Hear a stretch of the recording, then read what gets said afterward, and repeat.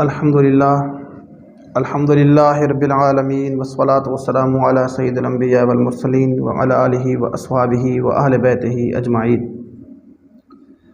بعد الحمد والصلاة والسلام، الحمدللہ ثم الحمدللہ۔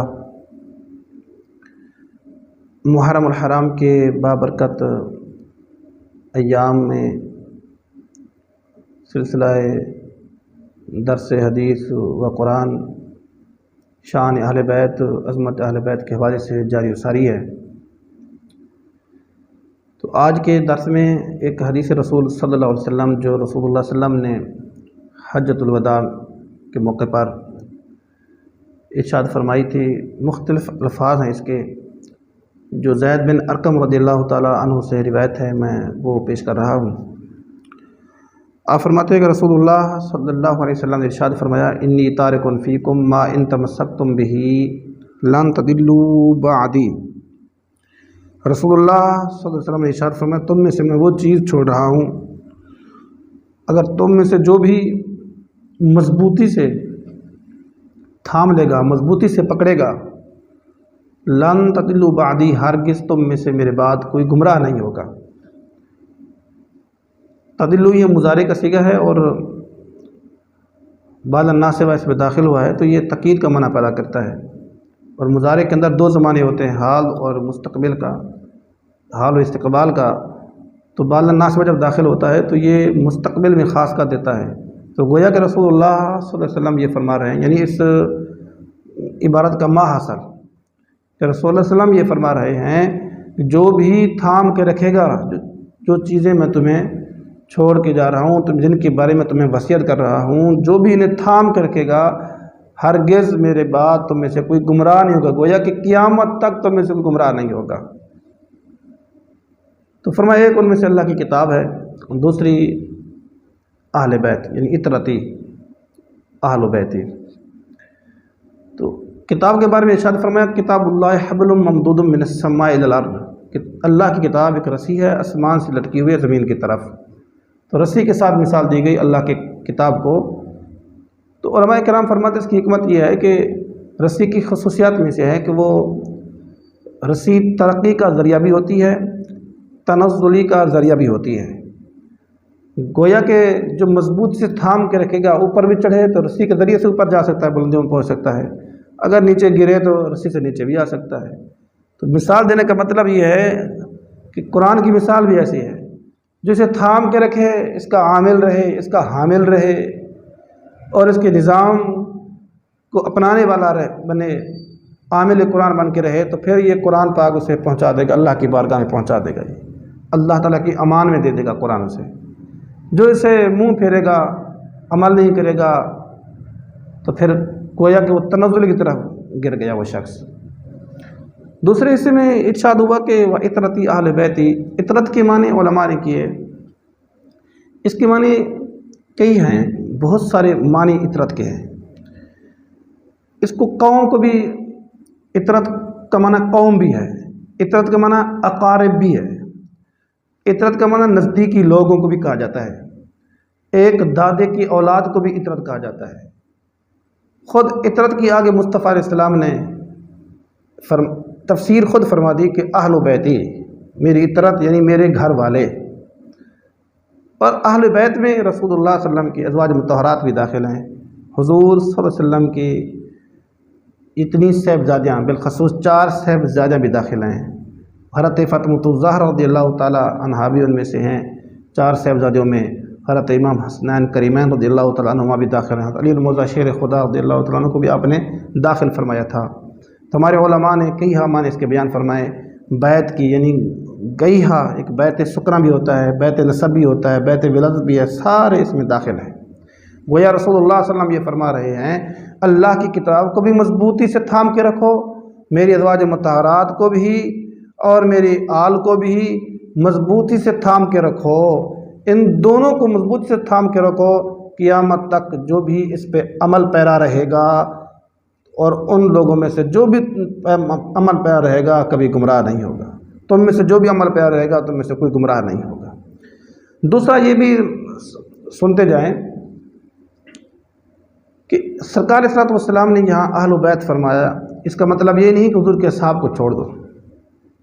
دوسری کئی احادیث ہیں جو رسول اللہ صلی اللہ علیہ وسلم نے بھی ارشاد فرمایا، اصحابی کالنجوم فبأیہم اقتدیتم اہتدیتم، فرمایا میرے صحابہ ستاروں کی طرح ہیں، جو بھی ان کی تابعداری کرے گا، فرمایا جو بھی ان کی اقتداء کرے گا تم میں سے، جو بھی ان کی تابعداری کرے گا تم میں سے وہ ہدایت کو پالے گا۔ یعنی رسول اللہ صلی اللہ علیہ وسلم نے فرمایا جس میرے صحابی کی تابعداری کرو گے ہدایت کو پالو گے۔ اس سے یہ بھی پتہ چلا کہ مصطفیٰ علیہ السلام کے صحابہ وہ تھے جو گمراہ نہیں ہو سکتے تھے، وہ راہ راست پہ تھے اور ہدایت کا سر چشمہ تھے۔ اس لیے مصطفیٰ علیہ السلام نے قیامت تک آنے والوں کے لیے فرما دیا کہ میرے صحابہ میں سے جس کی تابعداری کرو گے تمہیں ہدایت حاصل ہو جائے گی۔ اور فرمایا میرے اہل بیت نوح علیہ السلام کی کشتی جیسے ہیں، نوح علیہ السلام کی کشتی پہ جو سوار ہوا تھا فرمایا وہ کامیاب ہو گیا، جو پیچھے رہ گیا تھا وہ ہلاک و برباد ہو گیا تھا۔ تو حاضرین گرامی پتہ چلا ان دونوں سے تعلق جوڑ کے رکھنا پڑے گا، ان دونوں سے ہمیں نسبت محبت و تعظیم والی قائم رکھنی پڑے گی۔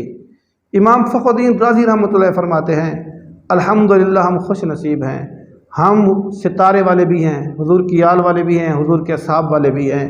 فرمایا کہ جس طرح ایک سمندر ہو، سمندر میں جو کشتی پہ سوار ہو جائے، اور فرمایا کشتی کی رہنمائی کے لیے ستاروں کی ضرورت پڑتی ہے، تو ستاروں کو جو دیکھتا جائے گا منزل مقصود تک پہنچ جائے گا، اور جو ستاروں کو نہ دیکھے، فرمایا رافضیوں کی طرح جو ستاروں کو نہ دیکھے پورے سمندر میں چلتا رہے گا کشتی پہ، منزل مقصود تک نہیں پہنچ پائے گا۔ کیوں؟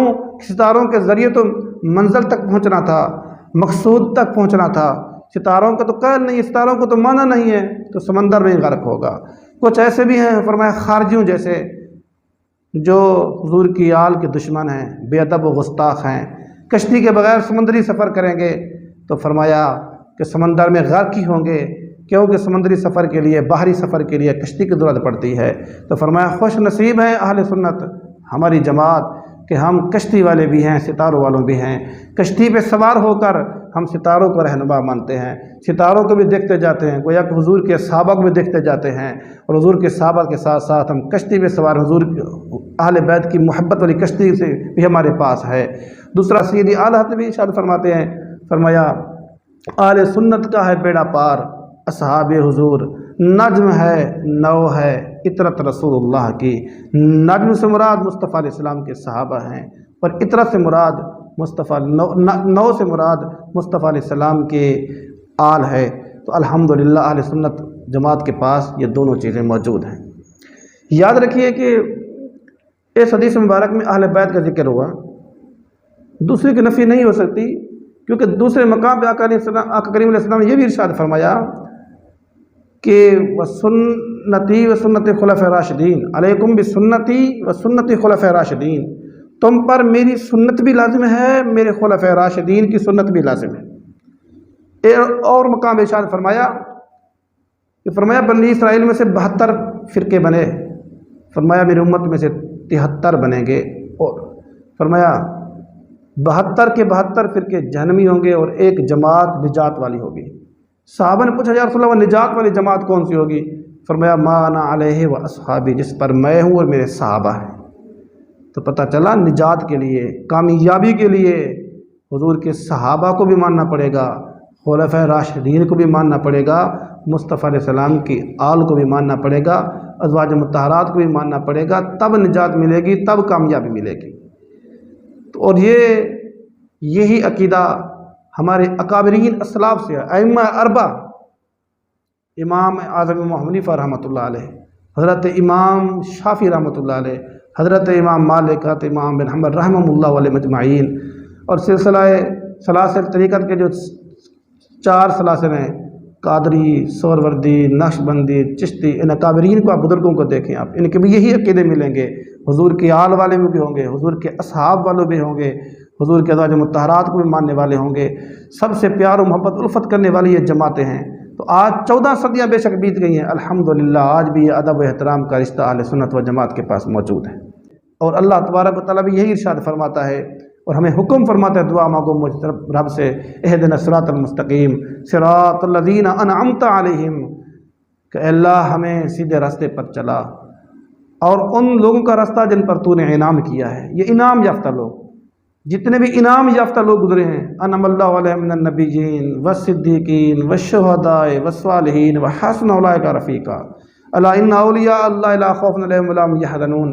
جن اولیاء کے بارے میں آیتیں اتری ہیں، اور ان اولیاء کے عقائد دیکھیں آپ، حضرت غوث پاک ہوں، حضرت داتا علی حجویری ہوں، حضرت خواجہ خواجگان خواجہ غریب نواز رحمۃ اللہ علیہ ہوں، مجد الف ثانی امام ربانی رحمۃ اللہ علیہ ہوں، ائمہ اربعہ ہوں، سیاستہ کے محدثین ہوں، ان کی عقائد دیکھیں آپ، سارے حضور کے آل والے بھی تھے، حضور کے اصحاب والے بھی تھے، سب کوئی ایک بھی نہ کسی صحابی کا گستاخ تھا، نہ کسی حضور کی آل میں امام حسین کو نہ کسی نے باغی کہا، نہ کوئی ایسا تھا کہ صحابہ کے بارے میں گستاخی کرنے والا ہو۔ یہ جتنے بھی خوارج اور روافض تھے، یہ ان کے کام ہیں سارے، لیکن الحمدللہ آج بھی اہل سنت و جماعت ان عقائد کی حامل ہے جو آج سے کئی صدیاں پہلے جو حضور کے صحابہ کے عقائد تھے، جو حضور کے صحابہ کے بعد تابعین، تبع تابعین، اولیاء کاملین، ائمہ اربعہ، محدثین، آج تک الحمدللہ۔ کیونکہ میں آقا نے تو یہ ارشاد فرمایا تھا کہ ایک جماعت روئے زمین پہ حق پر رہے گی، اگر وہ جماعت حق پر ہے تو اہل سنت و جماعت ہے۔ ایک آخری بات میں کرتا جاؤں، رسول اللہ صلی اللہ علیہ وسلم نے ارشاد فرمایا وَلَن يَتَفَرَّقَا حَتَّى يَرِدَ عَلِيَّ الْحَوْض، اہل بیت قرآن سے جدا نہیں اور قرآن اہل بیت سے جدا نہیں۔ کتنے جدا نہیں؟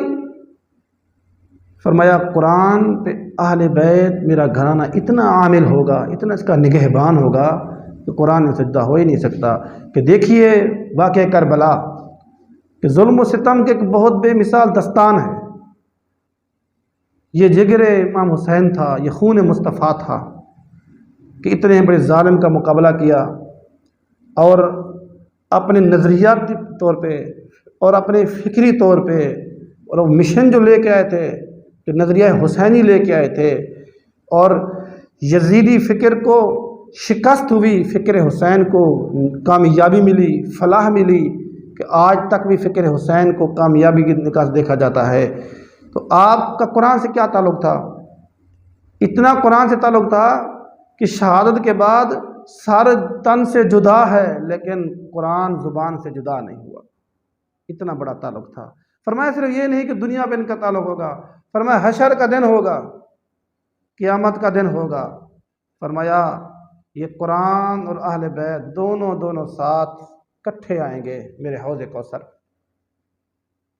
تو اہل بیت سے محبت کا تقاضا ہے کہ قرآن کو بھی مانیں، قرآن کی محبت کا تقاضا ہے کہ اہل بیت کو بھی مانیں۔